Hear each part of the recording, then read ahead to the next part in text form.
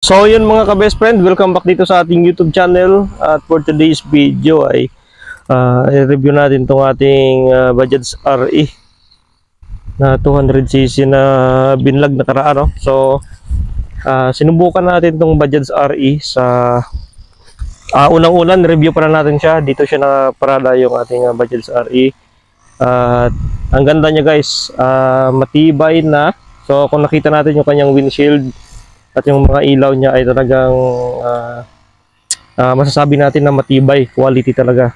So sa Bajaj naman, yung kanyang windshield pag nabasag yan ay marami tayong makukuha ng pyesa. Yan ang kagandahan sa Bajaj, no?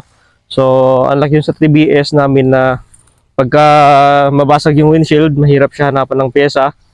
Pagka masira yung kanyang mga pangilalim, yung parang propeller niya doon, ay mahirap siya na panang pyesa, yung TBS King.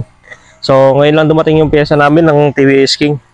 So nandun na sa isa nating tropa na mag-aayos. So ito naman yung yung Bajaj RE. Grabe, napaka-solid ng kanyang body, no? So yung nakaraan, sinubukan natin sa dyan, no? So may matarik na yun. So napaka-tarik yan guys. So i-zoom natin. Yan, kung mapapansin nyo, ay mataas po yan. Ayan ang inakyat ng Bajaj RE, no? Kung saan umakyat yung Rosy Chariot, dyan din umakyat yung Bajaj RE. So napakatarik na kalsada yan. Yan yung dinadaanan ng kalabaw, motor, pwede, no? Hindi makakadaan dyan basta-basta yung mga kotse na mababa lang. Ito pwede pa yung Hilux, pwede pa siya dumaan doon. Pero yung mga mabababa, dyan mahirapan dyan kasi napakatarik talaga yan guys. Tumitingala dyan yung Chariot pagka inakyat ko dyan. Ang ginagawa ko sa Chariot, nilologger ko lang pagka maraming karga. Pero pagka kaunti lang yung karga, pwede nang kahit wag na siya ilugir. So sa ating Bajaj RE, kayang-kaya guys, grabe. So inakyat ng Bajaj RE yun, yung matarik na yan. So ang comment ko lang sa Bajaj RE, talagang smoothness, andun yung lahat basta Bajaj RE. Yung kaniyang suspension, pagka nag-rebound sa mga lubak na katulad nito, mga bato, yan. Pagka makaapak yung Bajaj RE dito, kahit mag-isa ka lang na nakasakay, hindi siya gaano matagtag, no? At ganyan, no? Ito kahit ganito kalaki na bato, maapakan niya, no? Maganda yung rebound ng kanyang suspension. Kasi naka-spring type din naman ata yun. Kaya kayang-kaya niya apakan yung mga malalim na lubak. At kunting tagtag lang yung mararamdaman. So doon naman sa TBS King, pagka nakaapak siya ng lubak, ay maramdaman din natin yung kanyang kunting smoothness, pero okay din yun. Sinubukan din natin siya sa mga katulad nito, yan, patag na malubak. So nakasigunda, kayang-kaya ng sigunda kahit hindi ka na magpremera. So segunda, tercera, aahunin niya na yung mga ganito. Yun ang kagandaan din talaga sa Bajaj. So isa pa nating magandang may comment sa Bajaj, yung kanyang tawag nito, marami siyang pinagbago yung Bajaj. So yung handbrake niya nasa gilid ng driver side, nasa kanan na side. Tapos yung kanyang reverse naman, meron kasing iba yung reverse niya, andun sa may sa may clutch lever, iangat mo lang ganon, reverse na yun. Katulad ng TBS King natin, pagka i-reverse natin, iangat natin yung kanyang clutch lever, no, para mapunta sa reverse. Kasi ang setup naman ng TBS King, una reverse, no, then primera, segunda. So nasa straight lang yan siya, nasa una yung yung reverse, then neutral, primera. So dito naman sa sa Bajaj RE, iba siya. Yung kanyang reverse nandun sa ilalim ng tuhod natin. So hinahatak lang yun siya sa ilalim para mag-reverse siya. So ayun yung pinagkaiba. So medyo nalito ako doon nakaraan, hindi ko pa kasi kabisado siya. Hinanap ko talaga kung saan yung yung kanyang reverse. So ang next doon ay yung kanyang gear, no? Gear shifter. Yung proseso ng gear niya, yung neutral niya nasa gitna ng nasa gitna siya ng primera at segunda. Yung neutral niya nandun sa gitna. So medyo kailangan mo siya i-timing bago mo maipasok yung isang cambio. Timing mo talaga siya na makapasok. So okay din naman siya. Ang kagandahan kasi doon, malambot yung clutch, no? At malambot din siya i-shift o ilipat-lipat yung kambyada. So yun ang kagandahan sa Bajaj RE. At doon naman sa Karusa, so nakatesting din ako kasi ng Karusa. Karusa 200 naman, yung kanya kasing kambyahan nandun lang sa ibaba ng ating paa. Parang chariot din. So, magkakaiba. Itong mga 3 wheels na to, magkakaiba ng proseso ng pagdadrive. So, yun, ang topic natin ngayon sa Badya nga. Nakita natin talagang napakaganda guys ng Bajaj RE pagdating sa mga lubak ganito. Hindi mo maramdaman yung tagtag, no? At yung body niya, yung mismong mga frame niya, wala tayong maririnig na ingay o lagitnit doon sa kanyang frame. Wala tayong marinig, yung talagang tahimik siya. Yun yung napansin ko sa Bajaj, no? Unlike dun sa isa nating TBS Bukyo na TBS, medyo may lagitnit siya. Siguro may mga portion doon na maluwag na hindi naigbitan. So yun ang may comment ko sa Bajaj RE. Grabe, solid. Ang price doon nasa 198,000 sa cash. Pero sa monthly, kasi ang aming kapatiran na kumuha ng Bajaj RE, nag-down siya ng 6,000, then nagma-monthly siya ng 9,000 at may less pa yon. Hindi ko lang alam kung magkano yung less niya. Hindi ko pa siya natanong. 9,000 sa loob ng teka lang. Kasi kung 36 months, medyo malaki na nga yung mas malaki na yung babayaran niya, abot na ng 300,000. So, sure ko sa next vlog natin, sure natin kung magkano talaga yung kuha niya. Kasi 6,000 lang yung down niya doon sa Kisser Biko. So, siguro sa pagkamataas yung down payment, mas mababa yung kanyang monthly payment. Yun ang kagandahan doon. So, hindi ka na mag-iisip ng malaking monthly payment pagkamataas yung down natin. So, kanya kasi 9,000 yung monthly payment niya. Kaya kasi mababa yung kanyang down payment. Yun ang disadvantage. So kung gusto mo talaga mababa, taasan mo yung down. So yun, at abangan nyo yung next vlog natin. Susubukan din natin yung Bajaj RE sa highway. So kukontakin naman natin yung ating tropa na may Bajaj. So grabe, sulit talaga yung Bajaj sa mga ganito lubak. At isa pang nagustuhan ko sa Bajaj yung kanyang napaka-smooth, napakalambot niyang kanyang upuan. So, yung kanyang upuan, naka-leader na siya eh. Leader, para siyang yung balat. So, matibay, no? Matibay siya. At meron na rin siyang pintuan, yung kanyang mismong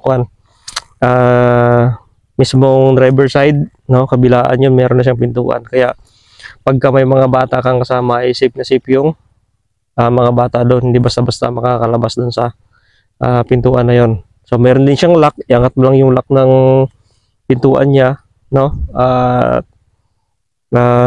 Safety na yung mga passenger doon sa loob. So nakita ko rin yung makina. Yung makina niya 200cc. Grabe ang laki ng makina niya. Talagang solid din yung pagkagawa ng kanyang makina. So nakita ko hindi siya garalgal yung mga wiring. Ang ganda ng pagka-setup ng mga wirings niya. Hindi kalat, andun lang sa isang portion, no? So malinis tingnan yung kanyang sa loob ng kanyang makina. So hindi siya liquid cooled. Palagay ko siya oil cooled or air cooled. So okay na rin 'yon, lumalaban naman yung Bajaj sa mga malayuan. Yun nga, napansin ko sa ibang mga vlogger din na may Badya, ay maganda rin yung feedback dun sa kanilang kanilang pag-review. So sa experience nila, maganda rin yung Bajaj talaga. So yun mga ka-best friend, at nandito tayo ngayon sa farm sa Tribu Atariao. So nagigreen na dito yung damo. So yung ating si chariot na iwan dun sa bahay, ito lang muna yung dinala natin, yung sakyan, no? Pick up. So, dito kasi yung daanan namin talagang napakalubak dito sa papasok sa amin sa Tribu at Reho. Hindi siya gaano kagandahan yung daanan dito pagdating ng tag-init at tag-ulan. Maputik din dito. At tiyak na yung pagka may budget sa Arica dito ay medyo mahirapan din sa sa mga putik na malalim, no? So sa mga vlog natin dati may mga dinaanan tayo na mapuputik din, no? So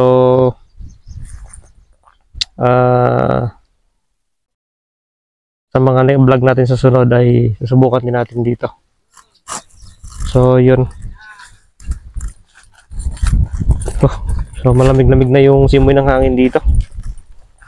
Hindi na siya katulad ng karaan na mainit-init.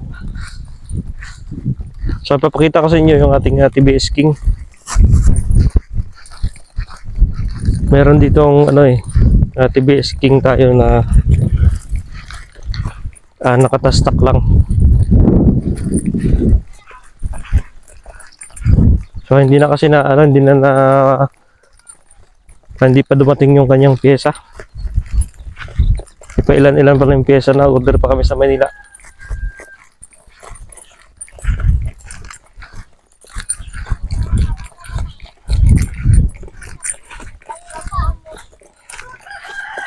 Kasi ako yun.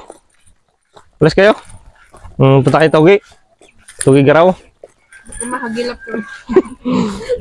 Ito pala, hindi pa ito pala okay, no? Sira pa rin pala. Bro? Okay na yung pisa mo? Kompleto na yung pisa?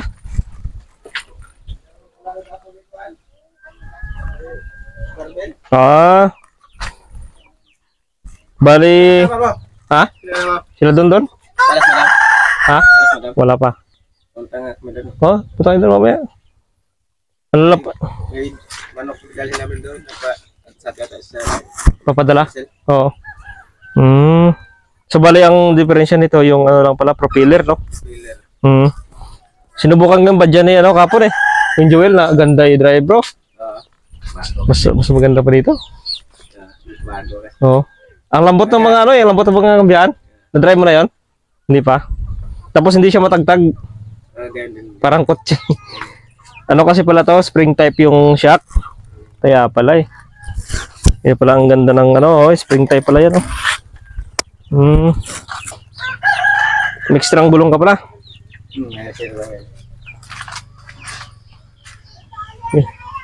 Baka pag makapira, makakuha din ng badya. Maganda kasi yung badya. Ito kasi medyo makunat hanapan ng pisa, no? Talagang hanapan mo talaga. Tsagaan mo lang talaga, no? Kasi mismo sa kuwan, wala sila eh. Sa kasa. Wala sila doon, no? Okay pa yung grocery kasi pag wala sa stock, tawagan lang kuwan. Tawagan lang ng stop doon. Pero iwan ko dito, wala magklaro. Yung mga kabli nito matitigas eh, no? Ayan, tigas ng clutch, oh. Yung kay Joel, kay Tis. Yung kuwan, yung in-order natin. Oo. Tapos yung may kuwan, yung 100, ayun. Yung sa kay Joel, isang kahit dalawang daliri ang gamitan mo eh. Oo. Malambot eh. Pero mahal din ata yung monthly niya, nasa 9,000 din. Kasi yun, mababa lang ata, ilang taon lang yun. Para 2 years lang ata. 2 years lang, tapos ang monthly. 9. May rebates pa yun. May less pa yun na 1,000. Basta 8. Wala na rin. Mabigat-bigat din ako. Bagay, may negosyo naman sila eh. Kayang-kaya nila yun. Kaya nga, binalik nga yung chariot eh. Oo. Dapat yung nagkuhaan sa hulugan pa rin eh, yun na lang patuloy yung chariot. Oo. Hulugan sa... Magkano daw niya? 6,000? Oh? 6,000? 6,000. Wala pang ganong tanong-tanong. Yung motor ko kasi nga, 8,000 yun. 8,000 yun? Oo. Oh, grabe. Mahal din pala, no? Sige bro, dito mo lang ako bro. Sige. Ligpit ka na. Alis pala kayo. Uwi na rin kami. Maya unti. May manok kami, pupunta din kami doon. Ah, punta kayo doon? Oo. Maya-maya pa kami uwi sa ano eh. Tugi. Oo. Ha? Sige ka? Oh, gandahan lang. Huwag ka na pili mo ng ganyan dyan. Sige, ito sa Ito? akin. 20 may kit. 24. Hmm. Medyo mahal-mahal Hindi din. yan malikot. Ha? Hindi na yan malikot. Hindi. Hmm? May ano ito, ano tawag na stabilizer? Stabilizer. Oo. Oo. Kahit, Okay pala no. kahit wala kang... Sadya. Ha? Sadya, built-in. Oh, built-in siya sa loob na. Pwede mo pa siyang, kung gusto mo na ano, hindi gumagalaw talaga yung naka-steady lang siya, pwede mo siya i-adjust. Na yung pantakbo, may mga mode eh. Kung anong klase.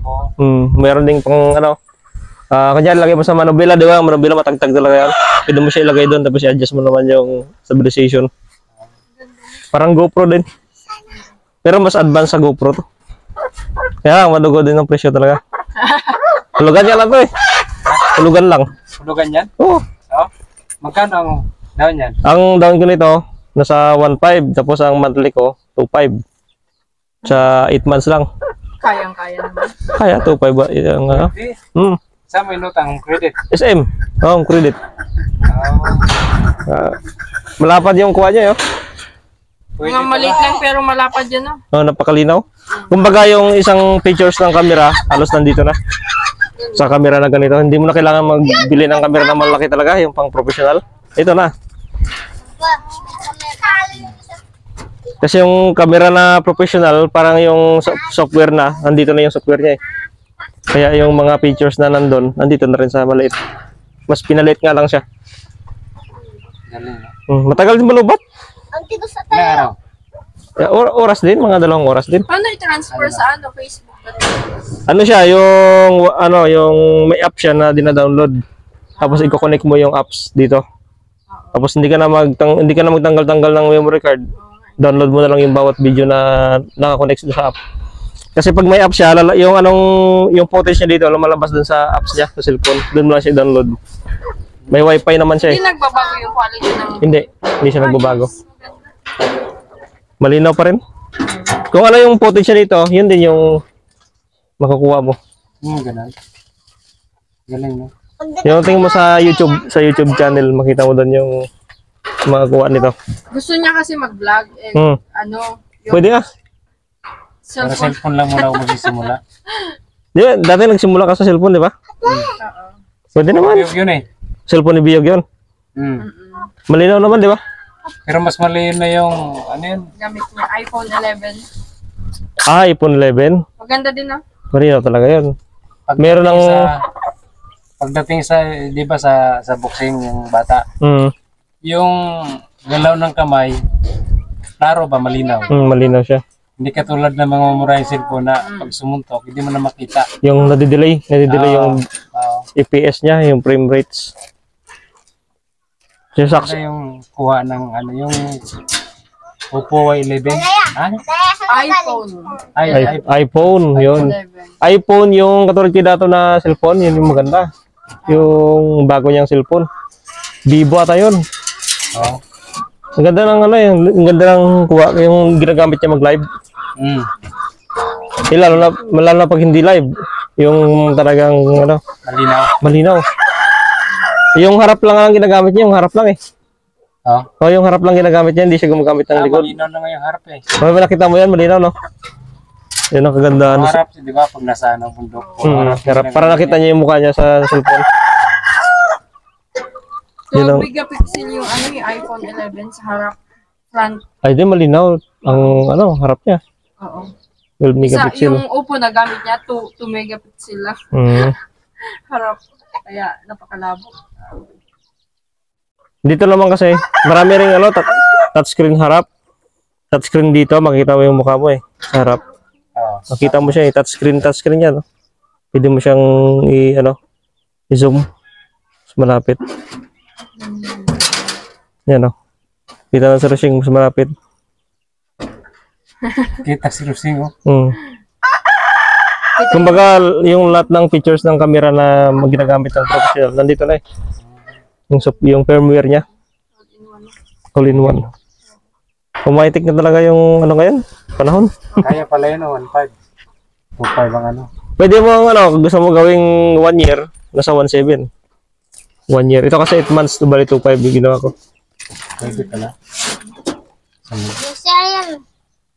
Kanjikin natin yan. Magbabalag ka na. Simulan ko na rin. Ano nga yung pangalan mo nun? Makaluma. Makaluma Agri? Vlog. Oh, agri-vlog. Agri Vlog. Tuloy-tuloy mo kasi. Wala cellphone eh. Yung kay Aki Biyog, kumikita na, di ba, si Gorotoy? Na? Yung Future Boxer. ano ba yun? YouTube channel? Hindi, Facebook. Facebook. Ayun, maganda. Malaki ang kitaan sa Facebook. 4,000. Hindi na masama kasi wala si Biyog, hindi marunong sa technical eh. Hindi siya marunong. Ngayon natuto na siya. Kumita na rin siya eh. Oo. Sa vlog niya. Si Biyog. Oo. Nakasahod na siya. Oo. Sa YouTube. Magkano sahod niya sa YouTube? Ewan ko lang. Basta nakauna na yung sahod na siya. 5.4 yun. Ang unang sahod doon, 5.4. Tapos yung bata, 4,000 ang 4,000? sahod. Oh? Sa Facebook. Bakit 4,000 lang? $100 eh. Yung bawat sahod eh. Sobra. Ha? Sobra 4,000. Nasa 5 plus yan. Malamang. Hindi ka kasahod sa... Sabi niya, may iniwan siya. Parang sabi niya kasi hindi niya Kinuha lahat. Oo. may tumira siyang $60 eh. Kasi bangko yan eh. Bank to bank yan eh. Hindi na siya Western. Dati kasi sa Western ako kumukuha, ngayon sa bangko na. Anong bangko? BDO. Ano yun? I-withdraw mo pa o ATM na lang? ATM na lang. Doon na siya si BDO na mismo nagka-convert to piso. Tapos Pagka visa. withdraw mo na sa ATM. Withdraw mo lang sa ATM. May video pa rin siya. Hindi ka na mag-over the counter. Hindi na. Galing ah. Dati yung patakaran ni YouTube over the counter, kaso lang, yun nga maraming nahack ng mga account. Tapos yung iba yung kumukuha. Yung ginawa na lang through bank na lang. Pag send ni Google AdSense ng salary, automatic na yun, transfer na sa bangko. Galing. Convert to piso. Kasi dati pagka pinabayaan mo, iba yung kumukuha eh. Nahack ba yung yung account? Iba yung kumukuha. Lalo yung pandemic, nung nagsimula ang pandemic, ang daming vlogger sa agriculture na sumita. Oo. Wala kasing trabaho eh. Yung iba nagano lang sa vlog. Sa mga mall na tindahan ng mga bili. Ubos. Oo, sa mga mall. Pero normal days, ang daming stock ng bili. Oo. Pero ang pandemic, wala ka nang halos may matitira ng bulaklak. Ganun nagprosige ang tao ng pandemic. Pandemic talaga. Dami talagang vlog na sumikat. Malaki rin kitaan sa vlog. Magkano na Elder yung Kung sahod ba? i-compute na sa may gitna ng 100. Wow! Sahod. Oo. Kung i-compute na ba. Doon nga lang napunta sa chariot ko yun eh. May nakita mo. Kasi sabi ko, Naubos agad. kasi yung chariot kasi pag in-upload ko sa YouTube, ang bilis makakuha ng views. Kaya tinuloy-tuloy ko na lang yun, yung ganong content. Kaya kumuha ka na lang. Kaya yung sahod ko dun, di napunta. Pero okay din naman. Support lang kami. Kaya hindi pa. Hindi pa no. Yung sahod, Hindi pa bayad yun. konti na lang. Hindi na lang. Di ba? May maipon na rin. Malaki rin yung kitaan dyan sa YouTube. Compare sa sa Facebook, maganda sa Facebook, sponsorship. Sikapan mo talaga yan. Sponsorship. Kunyari, yung may nagkuha sa'yo ng company, Docapo. Yung products ng Docapo, i-promote mo sa Facebook mo. Siyempre, maraming views ang Facebook eh, compare sa YouTube. Doon mo siya i-promote. Tapos may kontrata kayo every month. Magbibigay sa sa'yo ng 5K, mga ganyan. Ano na ginagawa ng mga agriculturist ba? Ang content nila sa mga seeds, puro is-twist. Oo, is-twist. Is-twist. Tapos, yun talaga lahat ng content, is-twist ang gamit. Tapos yung is-twist naman, parang nagsasahod sa kanya. Yun, maganda. Sponsorship. Di nga. Top. Ganon. Sponsorship, maganda rin, laki dyan kitaan. Ito mga vlogger na sa sumisikat, katulad ng Tagumpay, Evo Helmet dala nila, Evo, Aqua Plus, mga ganyan. Dati mga dami mo po nakikita ang vlog na parang walang kalatoy-latoy ba? Mga Bisaya vlog, yung sa Visayas. Yung mga prank-prank. Daming viewers nun. Prank-prank na lang. Kalukuhan na rin sumikat eh. Oo. Ang dami rin kasi yung mga loko-loko sa Pilipinas. Mga Nigerian, Oo. Indian, Maraming mahilig sa prank. Chinese. Tagas na Eh? bro. Ha? Ay, tagas na ito. May tagas na yan? Pa, sabi ni Queen David daw, iwan sinabihan si Nakpo. Lucio. Kadagdagan daw. Kaya pala may tagas na. Kadagdagan lang yes. Ano yan, use oil ang ginamit mo? Bago talaga? Kadagdagan mga kesa. Grabe. Kadagdagan daw. Basta magkatagas yan. Konti-unti na yan. Dapat maagapan din yan pag may tagas na. Oil seal lang naman siguro yan. As in sa baba, tumatagas sa baba. Hanggang sa ilal. Hmm. Kabila. Gasket. So, ganyan. Atalaya, serious na pa. Ate, sa tingin lang. O ngayon, nawala nga yung ipot, oh. Bali, dagdagan lang ba yan? Dagdagan mo lang bro. Sabi matuan. Hmm. Adam. Sige, ingat. Sobra ka dyan, Elder. Ingat kayo sa biyahe. Buti may sobra ka dyan. Ako may tagas later ko eh. Bumilit talaga akong pagkakuan. Sige po, ingat kayo sa biyahe, Elder. ah. Sige. Gwen, ingat kayo, Gwen. Ito po.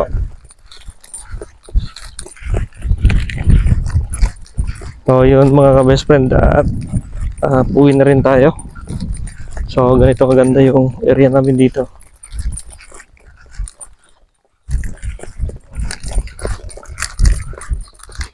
Yun. Nag-green na yung damo dito.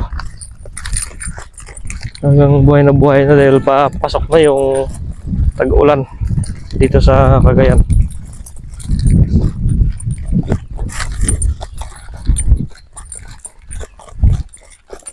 Ito naman yung fish pa namin natin. Yan. Ano? May na?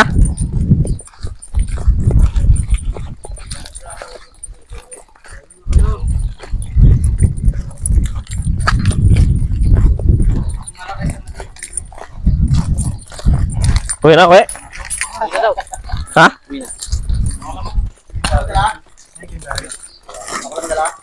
Oh, sige. Hindi mata ka? Hindi mata mo sino? Siya madala? Siya mo dala? Ha? Pwede man? Gusto mo dala? Ikaw lang. Kaso na. Hanggang Ilwan? Kabisi ka din.